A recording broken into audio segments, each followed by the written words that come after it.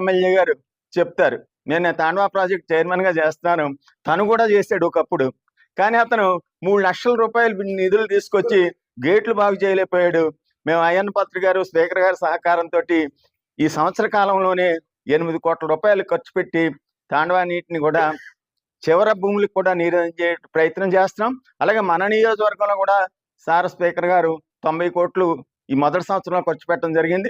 సంక్షేమ కార్యక్రమాలు జరుగుతున్నాయి, సైమిల్టేనియస్ గా అభివృద్ధి కార్యక్రమాలన్నీ జరిగాయి. కానీ జగన్మోహన్ రెడ్డి ప్రభుత్వంలో ఒక్క అభివృద్ధి కార్యక్రమం కూడా ఈ కార్యక్రమం జరిగింది, ఈ సంస్థ వచ్చింది, ఈ పరిశ్రమ వచ్చింది, ఈ ఉద్యోగం ఇచ్చే పరిస్థితి లేకుండా చేసి వాలంటీర్లని ఒక చెత్త వ్యవస్థను తీసుకొచ్చి రాష్ట్రాన్ని నిర్వీర్యం చేశాడు. దాన్ని పునరుద్ధరించడానికి కూటమి ప్రభుత్వం ఈ సంవత్సరం కష్టపడ్డది. వచ్చే సంవత్సరం నుంచి అన్ని కార్యక్రమాలు కూడా సమర్థవంతంగా అమలు చేసి ఈ రాష్ట్రాన్ని పునర్వికాసానికి తీసుకునేటువంటి పరిస్థితి ఈ ప్రభుత్వం ఉందని తెలియజేస్తానికి వచ్చినటువంటి రోజు. జగన్మోహన్ రెడ్డి మర్చిపోయినట్టున్నాడు.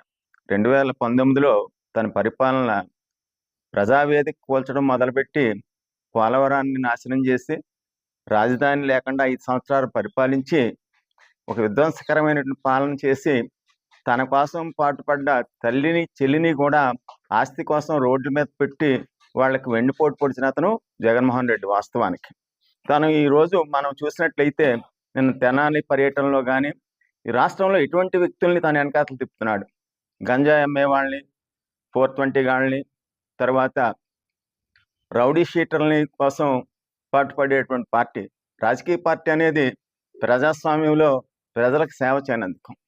మరి ఇటువంటి దుర్మార్గమైన పరిపాలన నుంచి చంద్రబాబు నాయుడు గారు కూటమి ప్రభుత్వం వచ్చిన తర్వాత అనేక సంక్షేమ కార్యక్రమాలు అలాగే అభివృద్ధి కార్యక్రమాలు జరుగుతున్నాయి.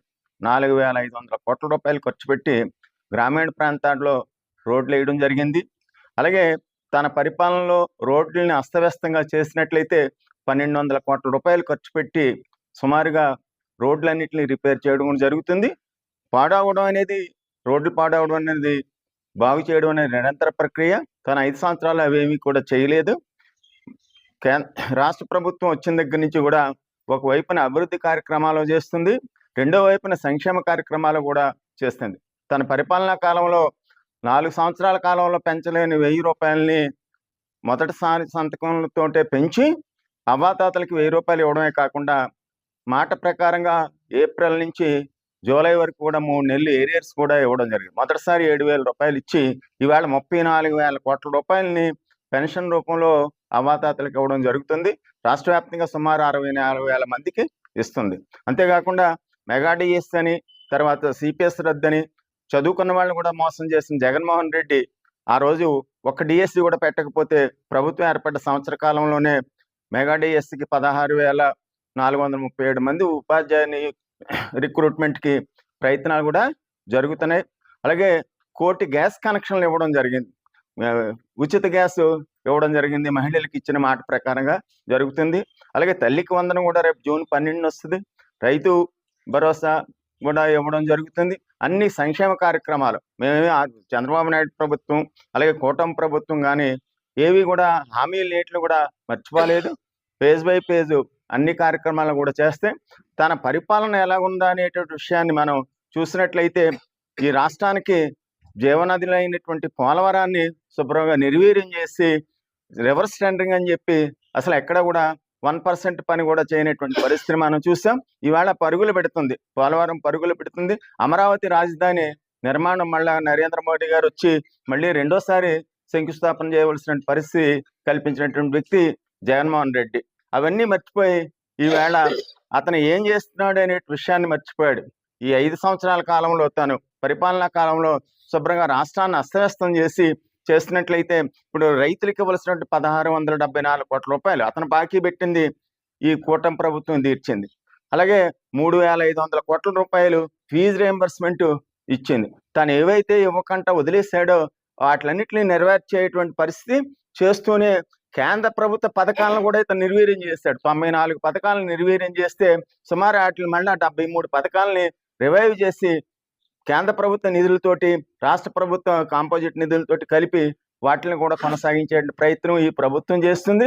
అంచేత ఇచ్చినటువంటి ప్రామిస్లన్నీ కూడా ఫేజ్ వైజ్ 1 by 1 చేస్తూనే మొదటి సంవత్సరంలో అనేక సంక్షేమ కార్యక్రమాలు నాయి బ్రాహ్మణులకి 25,000 జీతాలు పెంచడం జరిగింది.